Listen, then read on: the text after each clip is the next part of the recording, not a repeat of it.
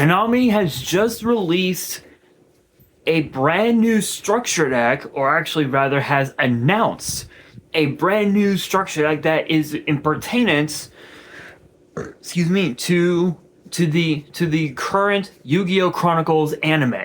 But what archetypes are getting a structure deck?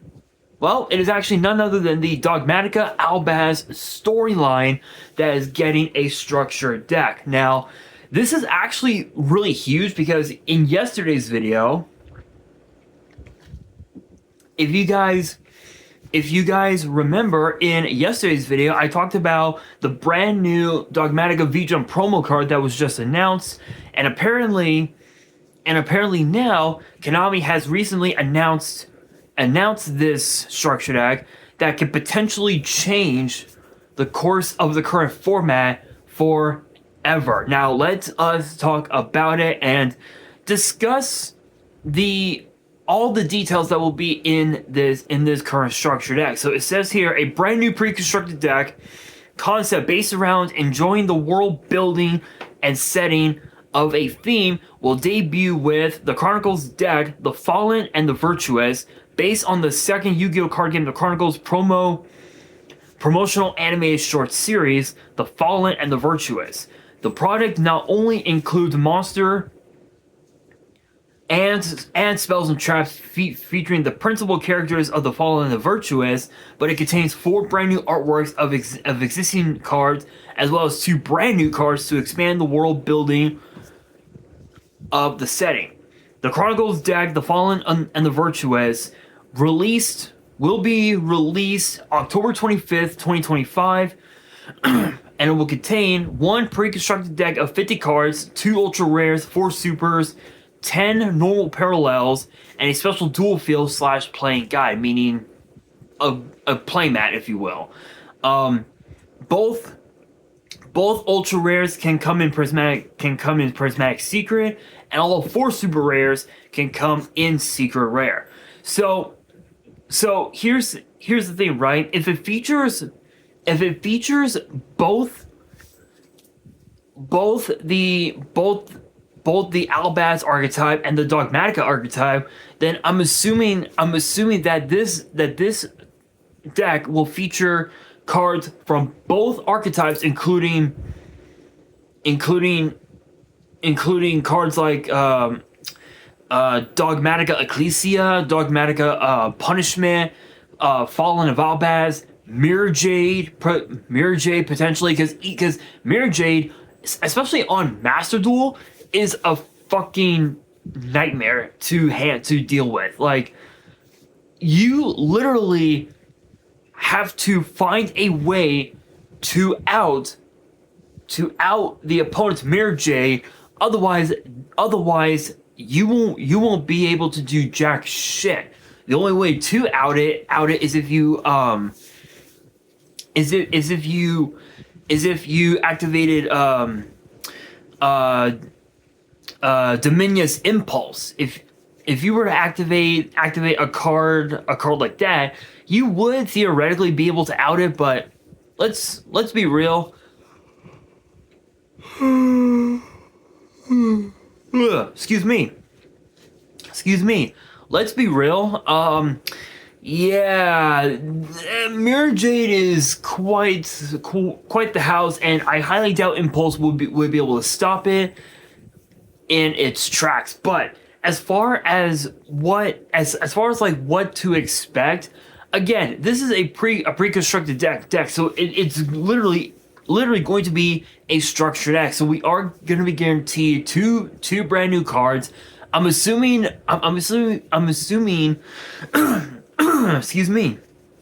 I'm assuming that we're probably going to see 1 new Dogmatica card and potentially a new Albaz card, or just 2 new cards that will work with both archetypes in general, which is a high possibility. But again, we're still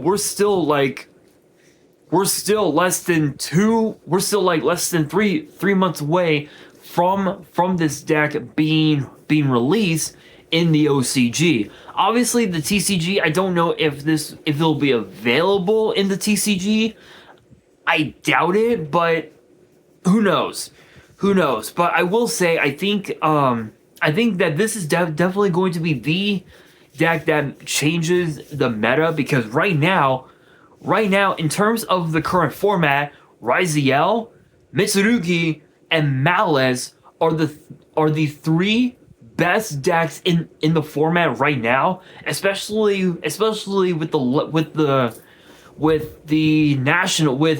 nationals that we had a little over a month ago.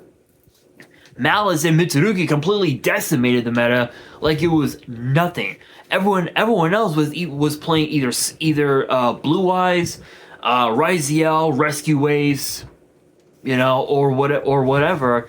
But with Worlds coming up in, I think, in a few weeks or so, and with the ban list coming up, one could argue that the ban list might finally ban cards from the Mitsurugi deck, maybe ban cards from the Malice deck, maybe even also ban Dimension Shifter, because Dimension Shifter even on Master Duel makes everybody quit. It literally just makes everybody scoop, myself included. I'm being real. Every time I've seen a Dimension Shifter get played, I always scoop it up. I always scoop and just go next game, because clearly those are the people that don't care about casual play. Plain and simple.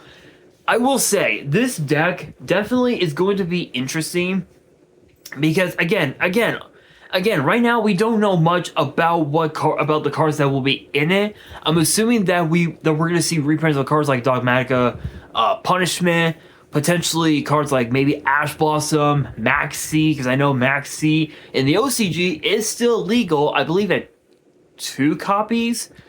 And even on Master Duel, it's also legal and at 2 copies, which is just even more crazy. Like, think about this, right?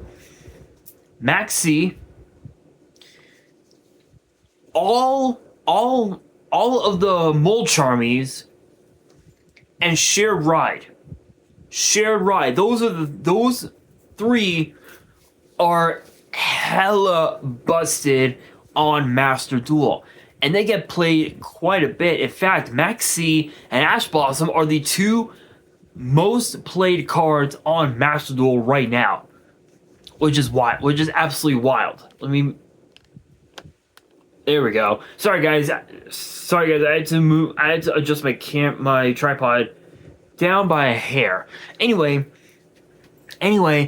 I'm assuming that we'll probably see potentially a new extra deck monster for Albaz, maybe one for Dogmatica. I don't think Dogmatica ever got any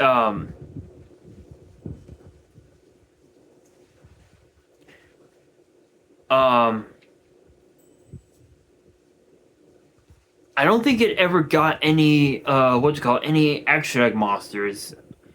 At least I don't think they did.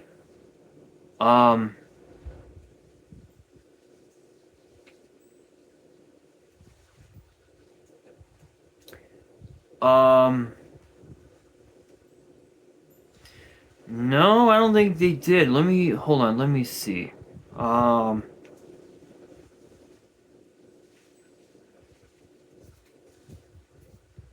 Let's see. Dogmatica, here we are. Let's see.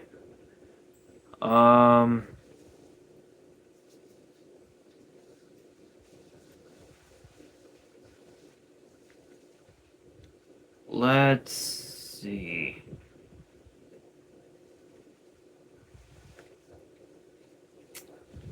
I don't think so. I don't think so. It's hard to say. I don't remember if they did get any extra deck monsters, but I'm assuming potentially we might get one. But in reality we'll probably get potentially potentially a new monster and maybe a new spell that will work with both archetypes in one constructed meta deck. But think about this, right? Like with three of those decks, you can literally build a meta viable deck that can definitely alter the game's format for good. We all figured that with the new Dragon Rule support, we figured that Dragon Rulers would make their way back into the format. But unfortunately, it's become more of a tier 2 strategy, more of a rogue strategy, if you will. Blue Eyes is pretty viable, not as powerful on Master Duel, because I think there's a few cards for the deck that got banned at some point, so it's not as powerful, but it's still a pretty viable strategy. Again, there really isn't much to touch on with this deck. The only thing that I will say to close out this video is this: whatever cards that we will get, whatever new cards we get in this pre-constructed deck, I can almost guarantee you that we might see a reprint of Dogmatica Chaplain, which literally has the power necessary to alter the meta for good. Because with Chaplain, it's a Cyber Dragon. It's an extra Foolish Burial, and it lets you add cards from your grave back to your hand. So theoretically, you could add Dogmatica Punishment back to your hand, and even that alone is just a nasty sight to see. But on that note, that will do it for today's video. Hopefully you guys enjoyed. If you did, make sure you guys smash that thumbs up button. If you guys are new to the channel and you guys want more Yu-Gi-Oh topic videos in the future, then be sure to subscribe to the channel, turn on the notification bell, and as always, make sure you guys are following me on all my social media. All my ads will be in the description below, as will the info to my fan mail. It will also be in the description as well. And on that, this is your boy Nash, signing out.